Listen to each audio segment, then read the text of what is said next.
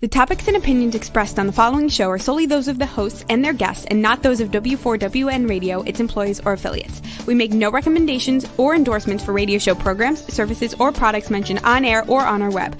No liability, explicit or implied, shall be extended to W4WN Radio, its employees, or affiliates. Any questions or comments should be directed to those show hosts. Thank you for choosing W4WN Radio.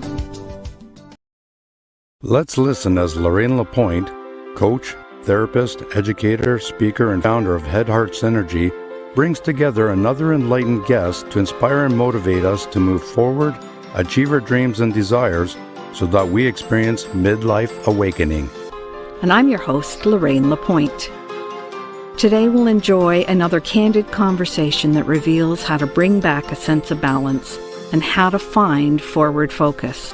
Today, take just a few moments to join us as we explore the possibilities and the perspectives that provide us with greater inner peace, power, passion, and purpose. Because that's what I call living at the edge of fulfillment in a midlife awakening. Well, hello and welcome to our audience around the world, especially those who are in Singapore. And I say that because our guest today is coming to us from that part of the world. So I'm excited today to have you imagine that you have the power to change lives. And imagine that it happens just by doing whatever it is that you always do. For example, for several months, your comments and likes and questions here on the Edge of Fulfillment have provided an opportunity for someone else in the world to receive access to a day's fresh water wherever it's needed most. And so that's why I encourage you to write in your comments and ask your questions, and even in the replay on the download when it's in podcast. And many have wondered, now, how is that even possible? So today we'll pull back the curtain so you can discover the secrets of this miracle-making opportunity from one of the founding members. And I wonder, are you ready for your life to change for the better? Are you ready to make a bigger impact in the world? And are you ready to grow your positive influence so you're able to share the wealth of your knowledge and your message with those who can truly benefit? Well, if you said yes to any of those, then B1G1 is a company that started with the simple idea: what if every business could make a difference in their own way, just by doing what they normally do? And with more than a decade of work, this simple idea, which is not so simple, has become a global movement. And so I am absolutely thrilled today that we're meeting one of the founders. And before we dive in, those who I haven't met before, I'm Lorraine Lapointe, and as host of this live program, I'm here each week on Edge of Fulfillment to explore and expand our thinking about how we can best show up in the world. I work with many women who have reached a point in their life where they're ready to, release the stress and the overwhelm. They're ready to strengthen their that sense of self-trust, because they want to have greater impact and they want to fully show up in their authentic selves and have influence in the world. And what I found is that having self-trust is the root of creating harmony and balance. As we recover from feeling anxious or lost or alone, when we connect with that inner core, we establish our peace of mind. We get to feel stronger and more confident, because so much of the baggage that people carry is not even their own. The weight is often residual trauma passed along through our DNA and our learned behaviors. And what I now know that I didn't know before is what we really want is the courage to live without all that toxic self-judgment, to be able to clear the negative, those niggling negative inner voices that sometimes fill us with guilt, shame, or blame. And instead, what we really want to experience is joy and fulfillment. So, in today's show, my guest and his wife founded a worldwide movement that helps businesses, even little tiny ones, to focus their efforts on creating positive impacts and doing good things in the world, and to contribute and bring both joy and fulfillment. So, today, we'll explore how you can become part of the organization that gives you the power to change lives. And before I introduce you to Paul, you need to know that anytime today you have a question, a comment, a like, I encourage you to share your thoughts or questions, because here on the show, you have an opportunity to make life better for someone else in the world. As I said, your comments, likes, or shares provide my company, Head Heart Synergy, with the opportunity to provide a day's clean water wherever it's needed most. And so you help others, or help me to help others. And I want to thank you for that. This is giving you the power to change lives. And that's the focus of our show. So we're going to take a little tiny short break. And what I'd love you to do is go ahead, send an invitation to your friends and family to join us here on Edge of Fulfillment. And they can join us either on the Head Heart Synergy Facebook fan page or through Women for Women Network Radio, which is W4WN.com, or through Talk for TV. So stay tuned. We'll be right back.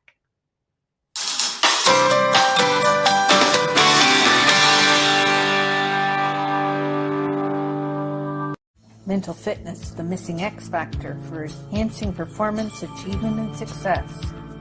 Mental fitness empowers you with the magic of 3: stabilized mood, peace of mind, deeper relationships.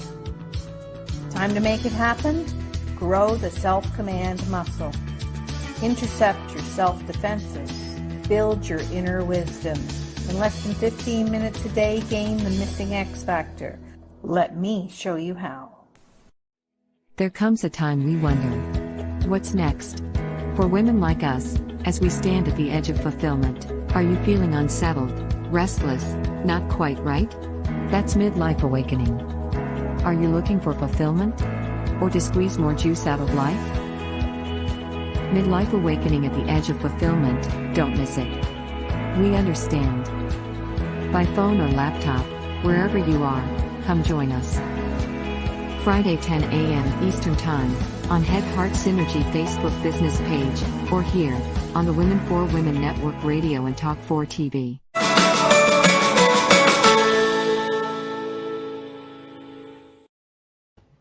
Hey, welcome back. So let's have a quick recap. Our guest today is known as the Wizard of Wow, because each time he speaks publicly, lives change for the better. He and his wife, Masami Masato, co-created a worldwide movement for both kindness and giving. And this beautiful vision is captured also in a book that Paul Dunn co-authored with Steve Pipe from England. And the book is entitled Our Time to Rise. And it's especially dear to my heart because I was able to write a foreword for that book. So perhaps we'll hear more about that from Paul. And you know, his programs are used in estimated about 225,000 companies around the world use this program. And one other thing you need to know is that wherever Paul goes, he's dynamic and insightful. And he's memorably funny because he's a 4-time TEDx speaker. And TED fast tracks others so they receive dramatically different results in their business. And you know, I'm going to stop talking about him and welcome him right now to the show. Welcome, Paul Dunn. Oh, Lord, thank you so much for being here. And by the way, thank you, wherever you are, for listening too. It's such a privilege to be here. By the way, I've just been inspired by the entire introduction piece. Wonderful. Even before we get talking. So that's a very good sign. So thank you very much for having me here. Oh, you are more than welcome. I am so thrilled to have you here. And as I said at the top of the show, you're actually in Singapore. So we were speaking before the show. You're in my future. That's exactly right. We're 12 hours different from where you are right now, which always kind of messes with my head a little bit, you know. I think we should all be on the same time zone, but that's probably entirely not practical. So anyway, Yeah, and but anyway, my day has been great. So hopefully your day will be as well. Yeah, I was just going to say I was thrilled to hear that it's been a good day.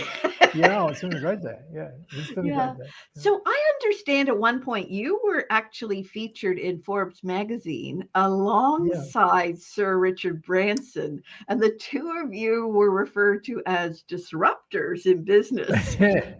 So I'm curious to learn more about the man behind the movement. So where would you like to begin your story? Oh, wherever you would like to begin. Sometimes people say, well, how did this all start? And of course, let's start here because hopefully today is one of those same things for everybody listening.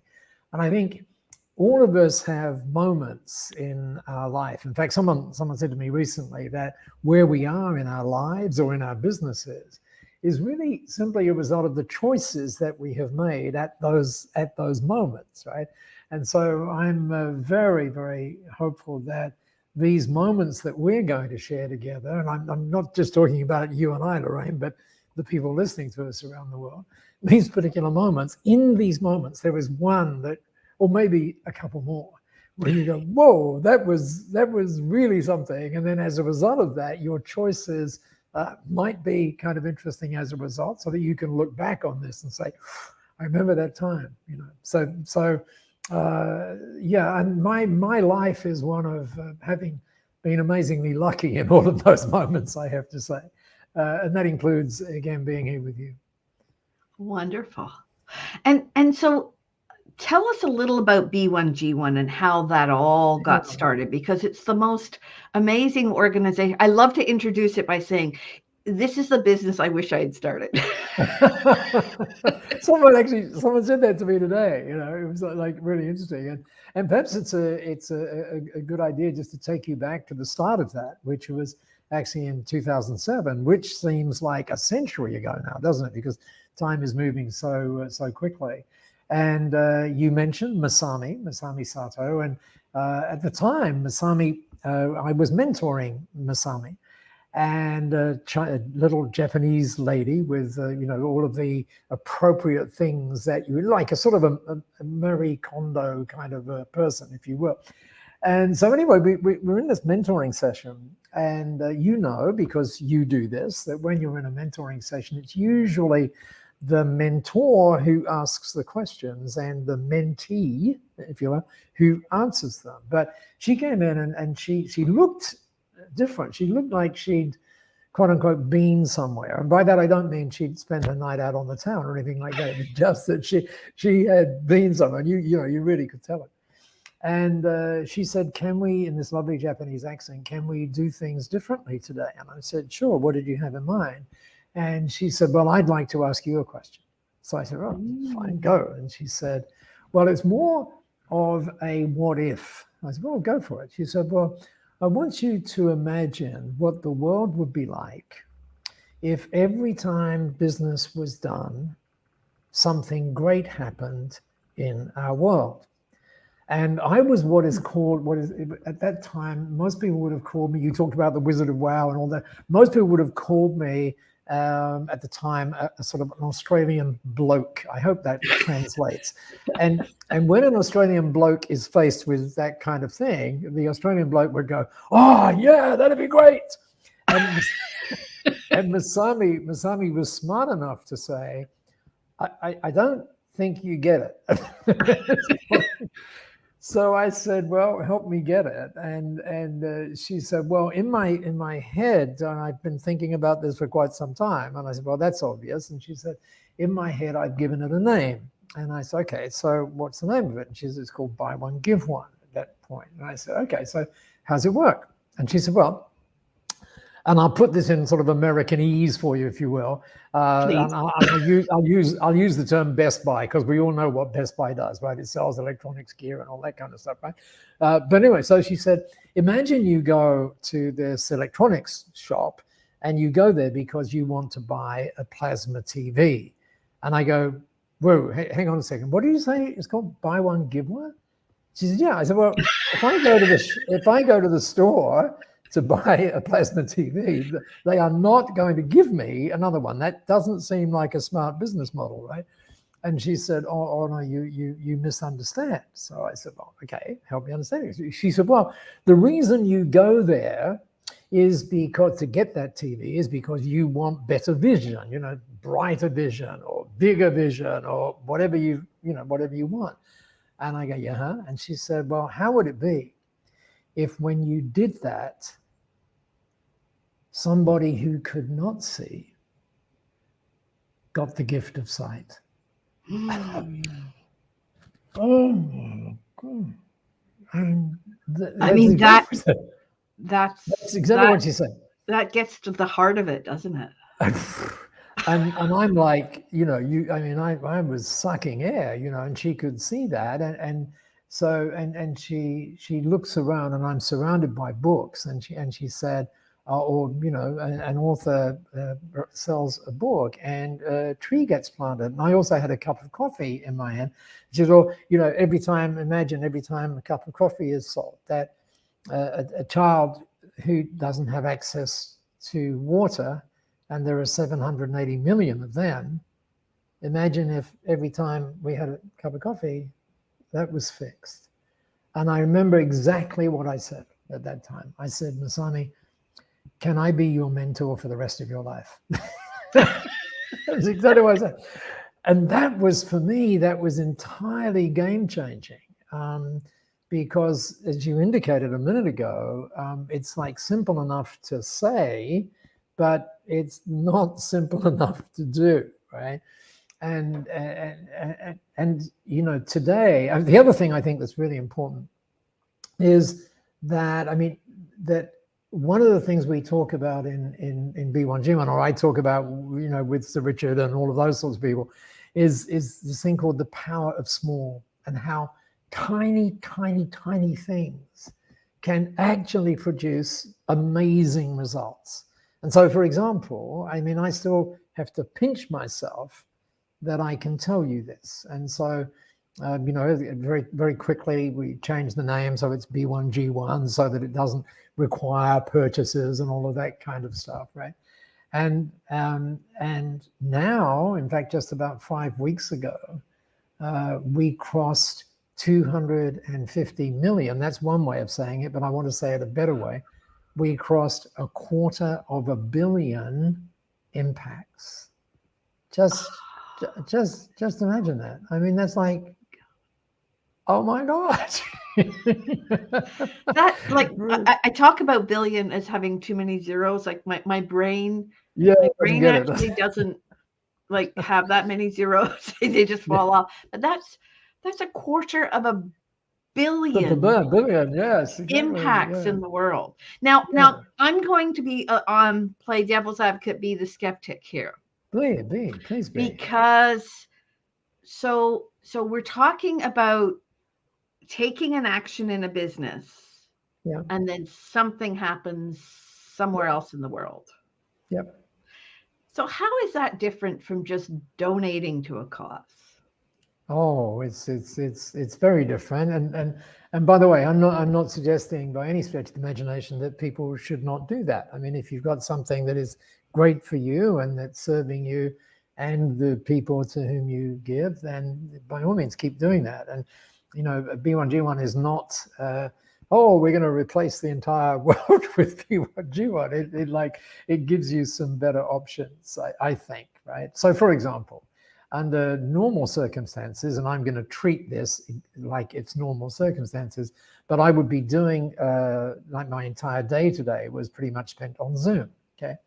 And so what happens, and it's set up for me automatically, and for many other B1G1 members around the world, and it's this: every time I'm on Zoom, right, like that, automatically, 11 kids are getting access to game-changing e-learning education automatically. I don't need even to count the number of people. Of Zoom things. There's a little device called Zapier, which you probably know, where you can kind of integrate all of your apps into B1G1. So yeah, it's something that is.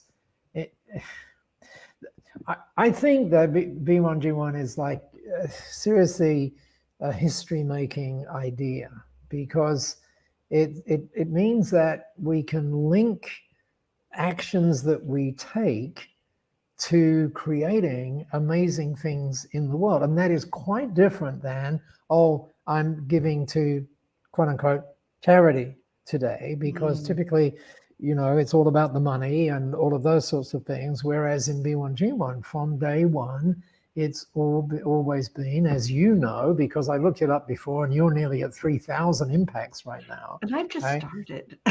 Yeah, exactly. I know. I'm new. It's all I'm about, fresh. isn't it great? It's all about the impacts that we create, which is quite different than saying, I just gave $10 to someone. Yeah, well, you didn't really know how much of that was going. And, in B1G1, it's 100%, as you know, goes, and you can give literally from 1 cent, which again is like unheard of.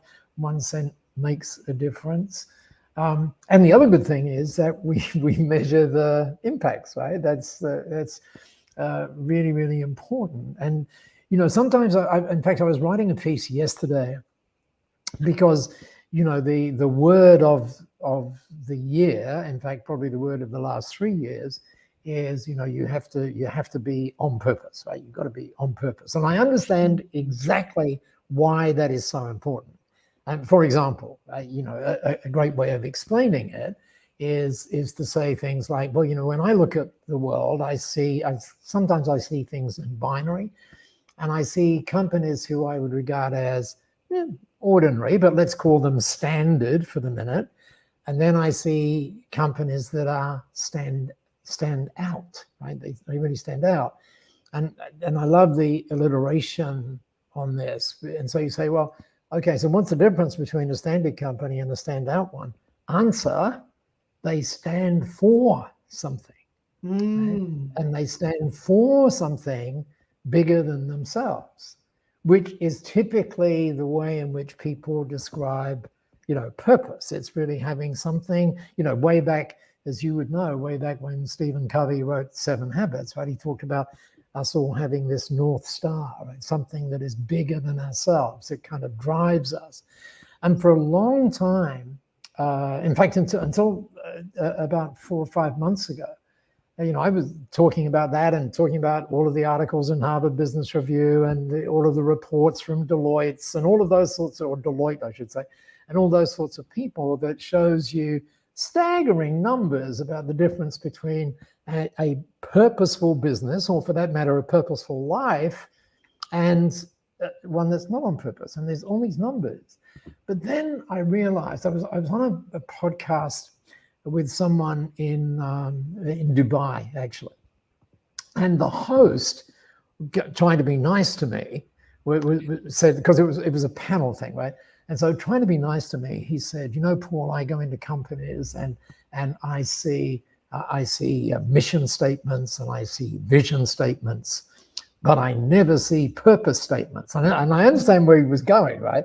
And at that moment, I said, well, you know what? I think it would be so much better if we didn't have purpose statements, but we actually had impact statements.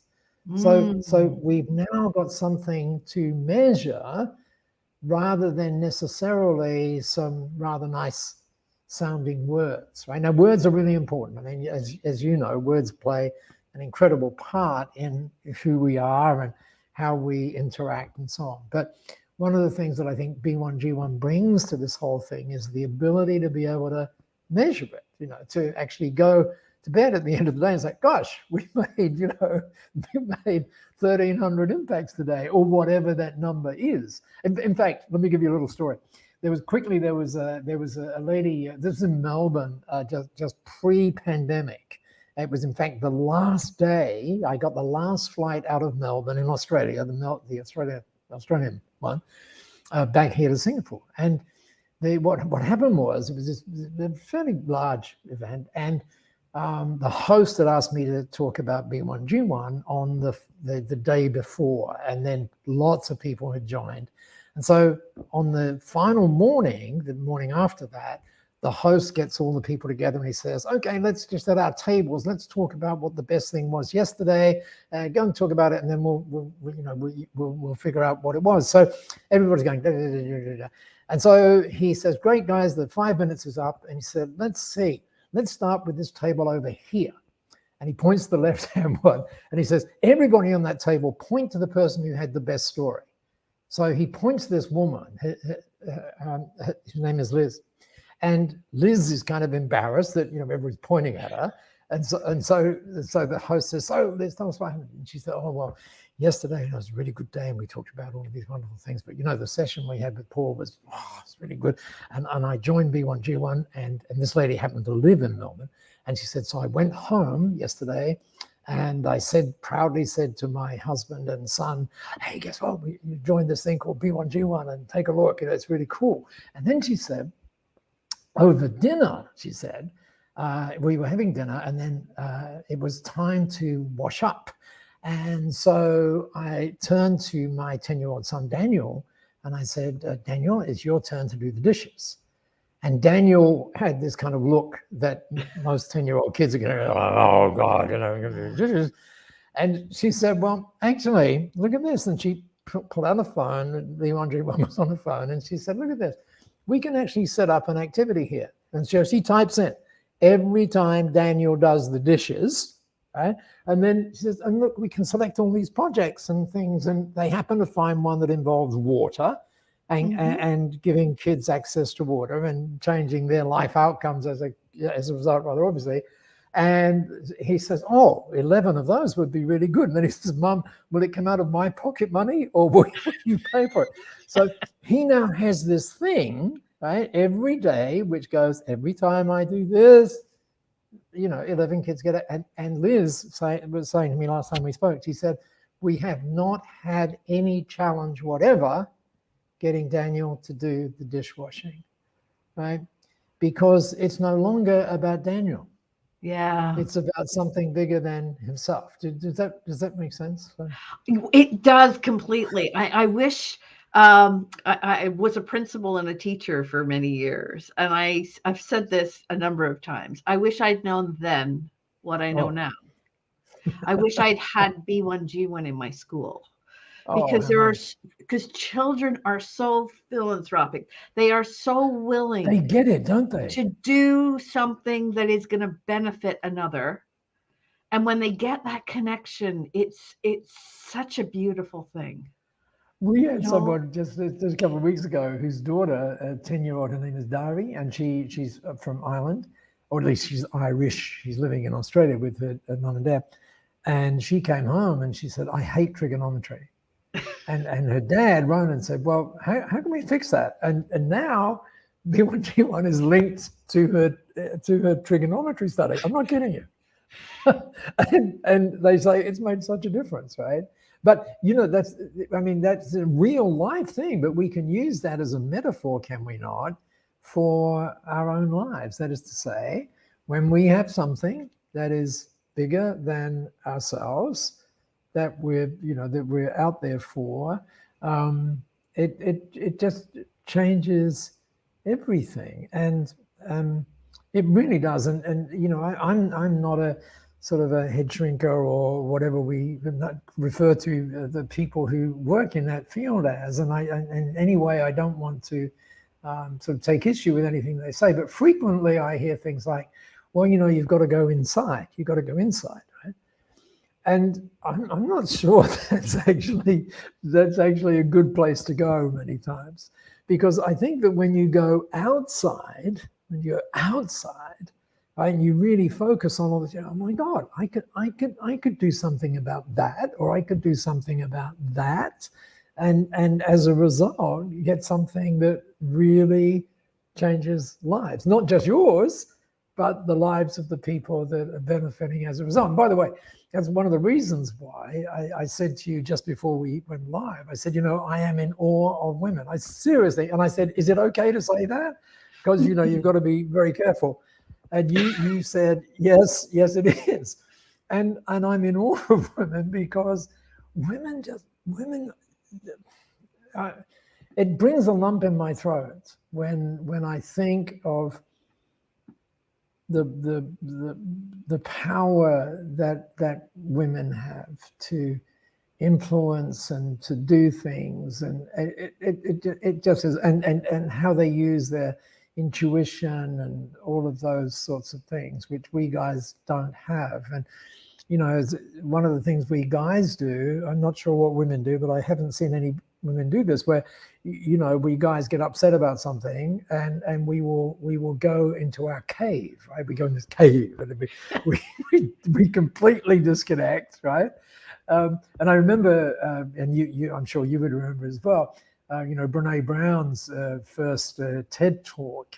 And one of the benefits of doing a few TED talks is that you get to hang out with the people who do other TED talks.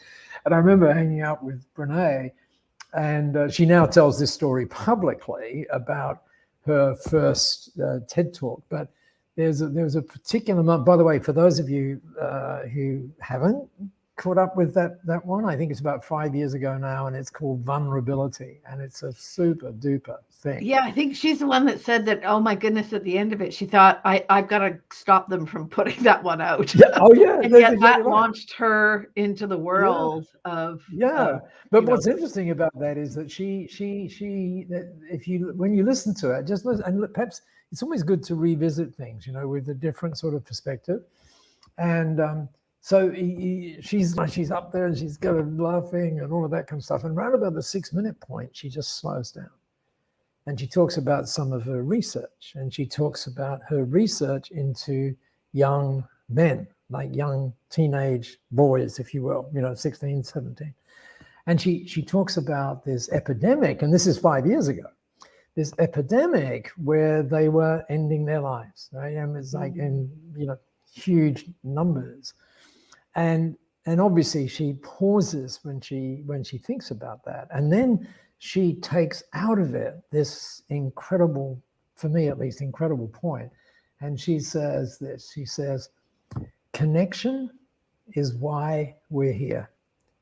Connection gives us meaning and purpose in our lives. Now, if there's the beautiful thing about that phrase, right? Connection is why we're here. And it's what gives meaning and purpose. It works the other way. Meaning and purpose gives us connection. Do you see what I mean? It's a really, wonderful really synergy. Yeah. Yeah, exactly. So guys, if there are any guys listening to this and you're in your cave, get the hell out of it, right? You can't connect in your cave. No, it's a bit hard. And the worst thing is that women want to chase men into their cave, and of course that never gets done. Oh, into dynamics like this are really interesting, and I think that's kind of interesting too.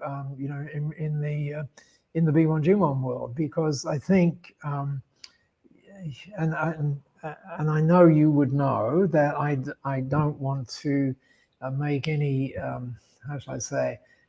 Take light of any of the amazingly awful things that have been going on in the pandemic and so on, right? But there are so many blessings in that as well. And I think one of them is that it has accelerated something that we've always known. And we've always known it, but we learned it again in 2008. Remember when there was the global financial crisis? All those sorts of things, and here's what we learned, because you can remember way back then we used to there were probably shows or seminars where the subtext was greed is good, right? Now what we learned in 2008 is that doesn't seem to work too well. Okay. So there has to be another way of thinking about that. And I think what's actually happened in the pandemic, and that's why I think also many more people now are sort of, quote unquote, waking up to the whole wonders, the magic, what Steve Pipe, who you mentioned earlier, calls the genius of, he's very generous with his words, of B1G1. And it really reflects where I think we've moved to. And it's this shift from me to we. That's a fundamental shift right at the bottom of it. In other words, it's no longer about you, really. It's about we. Then there's been this other shift, which I thought there's so many of the shifts, but another one is from value, which has always been important and still is, but from value to values. Yes. And so in other words, getting back to what is it that you stand for.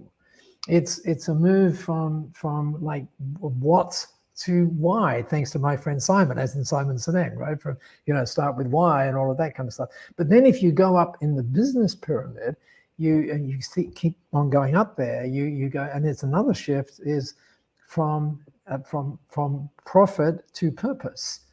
In other words, the way I say it is that purpose powers profit, not the other way around. And equally, impact powers income. But you don't do it because of that, right? Your intention is to be on purpose. And what happens is, and what I call impact driven. And when you're that, it's like moths around a flame that are attracted to you and to the great things you're involved with, right? It's like, when people talk about what they're doing in B1G1, like, for example, every time we do this and there's a chat thing, something great happens, people can't help but saying, I want to be a part of that. It just seems like a great thing, for my business, for my family, and for my life. So, I'm loving every minute of, first of all, I'm loving every minute being with you, as you can tell, and seems like someone probably listening to us saying, did Paul have a lot of coffee today? Because he's, no, Paul is just excited by being in this particular presence right now. So it's really cool. Oh, that's so awesome. So let's give our listeners the like peel back the curtain and give our listeners and watchers the skinny on how B1G1 works, because I've actually never really talked about it on the show before. And I know that the show is called The Edge of Fulfillment. And one of the ways that you can move beyond the edge and into fulfillment is by giving to others. And that's why the show is called Giving You the Power to Change Lives. So are you willing to pull back that curtain and talk about that a little bit? And, I just on that particular point, yes, the answer is yes, of course. And, because B1G1 is like pretty transparent anyway, in fact, totally so. But let's pull back that curtain. And let me begin by just acknowledging what you just said. And I think that the reality is, and everybody listening to us now, watching us now, knows this to be the truth. We are all at our best when we're giving. That seems to be like a universal law, And so what B1G1 does is make that so simple. Because you've got all of these pre-vetted projects where we've broken everything down, as I said before, where we've broken it down so that 1 cent. And that's the piece I think a lot of people are. How could that be? How can a cent do anything? Yeah. And the answer to that question is, that one of the things we do is let's take, for example, the case of water, and I think that's probably an easy way to get it. We know that a typical well, let's say in Kenya or somewhere, like that, we know the cost of that well. We know the cost of it. We know how much it costs to maintain. We know how long it lasts, and so on and so forth. And we know how many people that serves, right? So what we do is we kind of divide everything down. And so you get that when you divide it down, actually it's less than a cent. It's actually less than a cent, but we can't talk about being less than a cent for a person to get access to water for a day. And so you say, well, aren't there, thousands of people in that community? Yes. and there are thousands of people who are putting those 1 cents in there, right? So that's kind of like the magic. It's almost like crowdfunding that whole thing. And of course, it's all ring fenced so that, it actually does that. And part of the magic of B1G1 is that when you do that, 100% of what you give goes. And as you know, Ryan, because as I said, nearly 3,000 impacts there, so this, that you may not actually realize it because it happens seamlessly, but it's this, right? Whenever, I think everybody listening to us would know that for example, when you buy something on Amazon, not only does Amazon profit from it, right? Nothing wrong with profiting from this, by the way, Amazon profits from it, but the credit card company also makes a little bit out of it, right? A little clip. And what we do is we actually make that credit card component back up so that, let's say the bank was taking, 4% or whatever the number is, we put that back in so that we can always look you in the eye and say, oh, it's actually 100%. And it did what we said on the tin, right? So I mean, that to me is so critical for people to understand.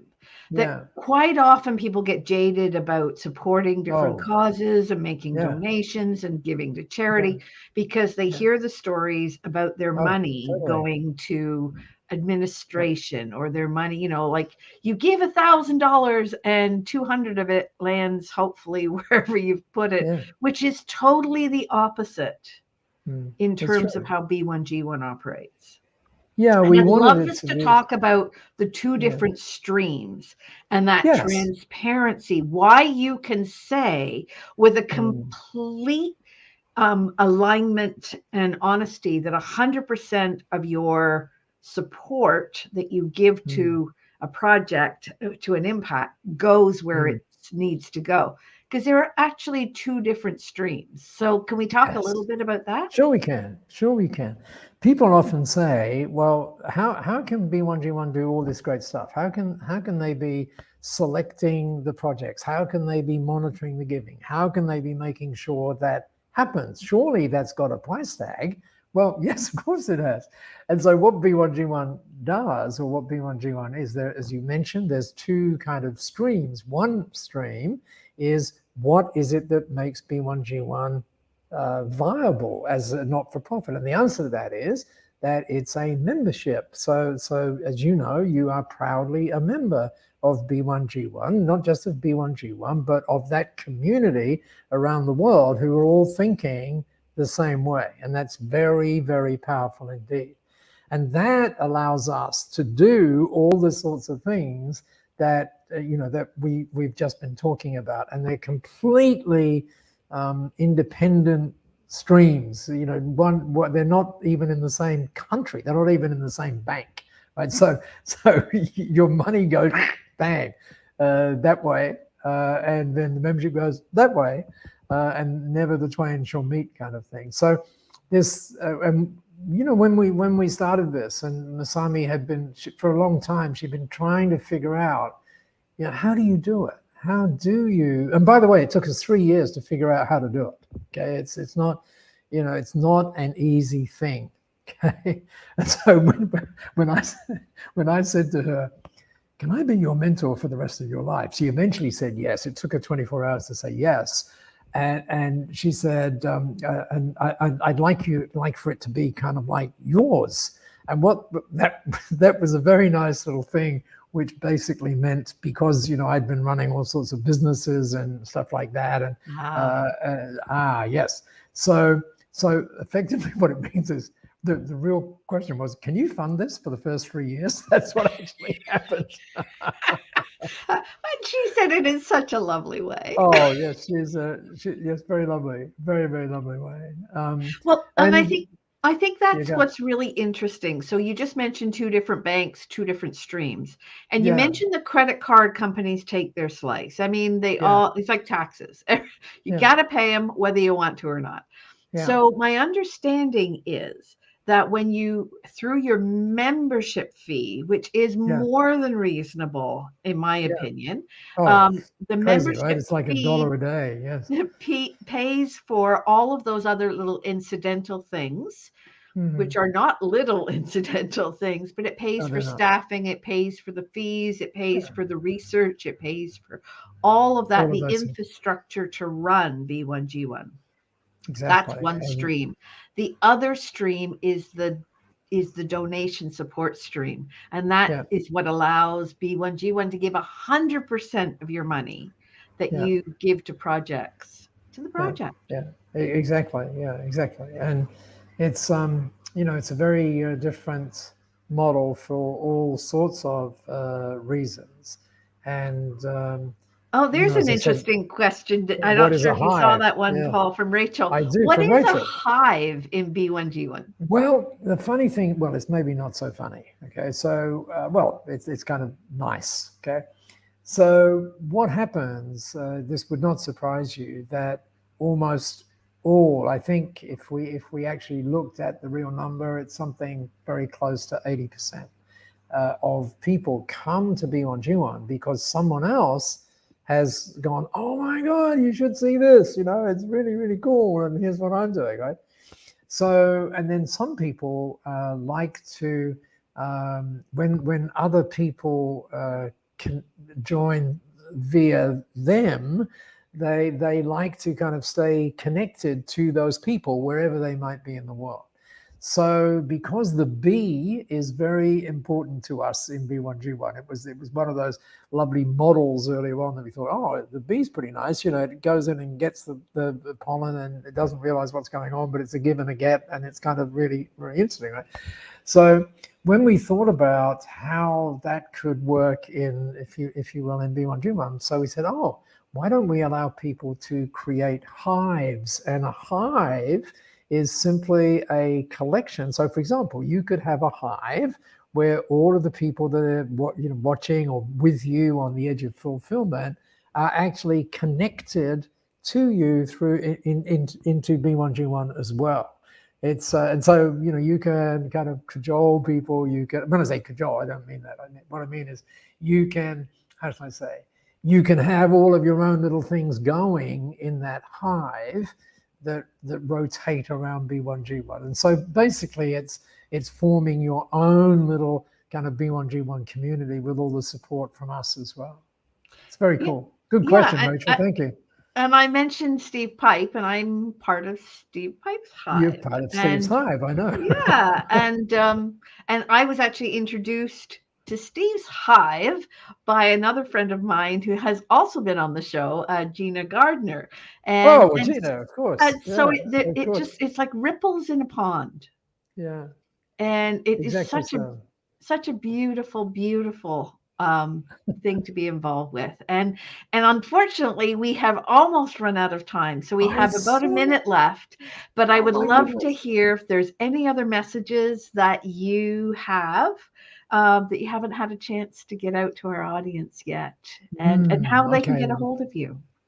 Well, the way they can get a hold of me is, and I'm sure in the show notes you've got my LinkedIn and all that kind of stuff. But I'm a pretty open sort of a person. I hope I try to be that. So Paul@b1g1.com gets me, and of course b1g1.com is where you go to find out more about B1G1.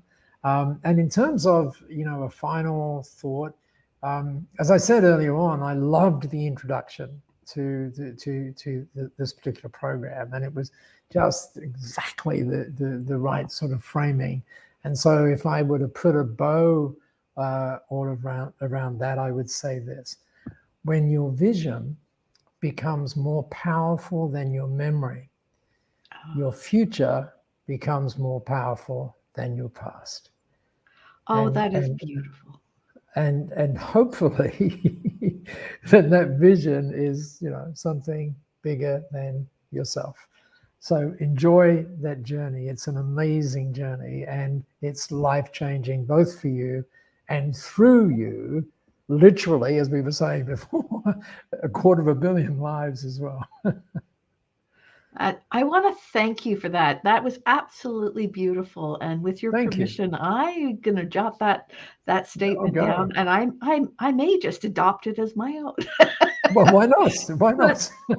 That's awesome. So thank you so much, Paul, for taking the time to be with us all the way from Singapore, That's beautiful. and for making the space to talk to our audience today. Oh, it's And me that's grateful to you. Thank you for all that you do, and there's just amazing stuff that we can all do together. And this is a really powerful journey together. It really is.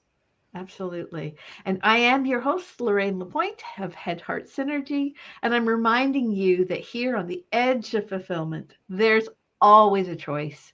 You get to stay on the edge and always get what you've always got, or you can become courageous and you can become purposeful and impactful and move beyond the edge and get what you really want.